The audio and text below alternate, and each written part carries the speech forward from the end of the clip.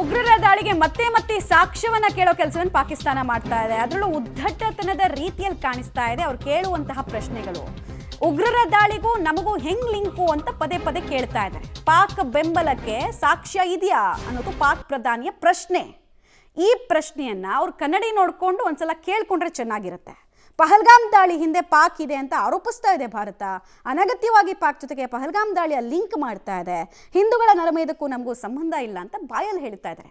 But ISI ಯಾರ್ದು? ಪಾಕಿಸ್ತಾನದಲ್ವಾ ಅದು ಬೇರೆ ಯಾವುದೋ ಮಂಗೋಲಿಯಾ ಅನ್ನೋ ರಾಷ್ಟ್ರದ? ಹಾಗಾದ್ರೆ ಫಸ್ಟ್ ತನ್ನ ದೇಶದಲ್ಲಿ ನಡೀತಾ ಇರುವಂತಹ ಭಯೋತ್ಪಾದನಾ ಚಟುವಟಿಕೆಗಳಿಗೆ ಬ್ರೇಕ್ ಹಾಕೋದಕ್ಕೆ ಸರಿಯಾಗಿ ಆಗಿಲ್ಲ. ಆಮೇಲೆ ಎಷ್ಟು ಸಾಕ್ಷಿಗಳನ್ನು ಎಷ್ಟು ಭಯೋತ್ಪಾದನಾ ಕೃತ್ಯದಲ್ಲಿ ಭಾರತ ಕೊಟ್ಟಿದೆ.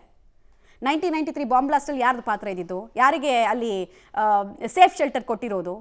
ಪಾರ್ಲಿಮೆಂಟ್ ಅಟ್ಯಾಕ್ನಲ್ಲಿ ಯಾರ ಪಾತ್ರ ಇದ್ದಿದ್ದು? ಯಾರಿಗೆ ಸೇಫ್ ಶೆಲ್ಟರ್ ಕೊಟ್ಟಿರೋದು? ಮುಂಬೈ ಅಟ್ಯಾಕ್ನಲ್ಲಿ ಯಾರ ಪಾತ್ರ ಇದ್ದಿದ್ದು? ಯಾರಿಗೆ ಸೇಫ್ ಶೆಲ್ಟರು? ಯಾರ ಉಗ್ರರು, ಯಾವ ದೇಶಕ್ಕೆ ಸಂಬಂಧಪಟ್ಟಂಥ ಉಗ್ರರು ಇನ್ನೆಲ್ಲಿ ಸಿಕ್ಕಾಕೊಂಡ್ರು? ಈಗ ಮತ್ತದೇ ಹಳೇ ಕ್ಯಾಸೆಟನ್ನು ಓಡಿಸೋ ಕೆಲಸವನ್ನು ಪಾಕಿಸ್ತಾನದ ಪ್ರಧಾನಿಗಳು ಮಾಡ್ತಾ ಇದ್ದಾರೆ. ಬೇಸಿಕಲಿ ಮುಖ ಉಳಿಸ್ಕೊಳ್ಳೋ ಪ್ರಯತ್ನ. ಬಟ್ ಇವ್ರು ಕಿರ್ಚಿ ಹೇಳಿದ್ರು, ಬಟ್ಟೆ ಹರ್ಕೊಂಡ್ರು, ಇವರು ನಂಬುವಂತಹ ಸ್ಥಿತಿಯಲ್ಲಿ ಇಲ್ಲ. ಆಮೇಲೆ ಭಾರತ ಇವ್ರಿಗೆ ಹೋಗಿ ಸಾಕ್ಷಿ ಕೊಟ್ಟರು ವೇಸ್ಟ್. ಅದು ಎಲ್ಲಿ ಕೊಡ್ಬೇಕು ಅಲ್ಲಿ ಕೊಡ್ತಾ ಇದೀವಿ ನಾವು.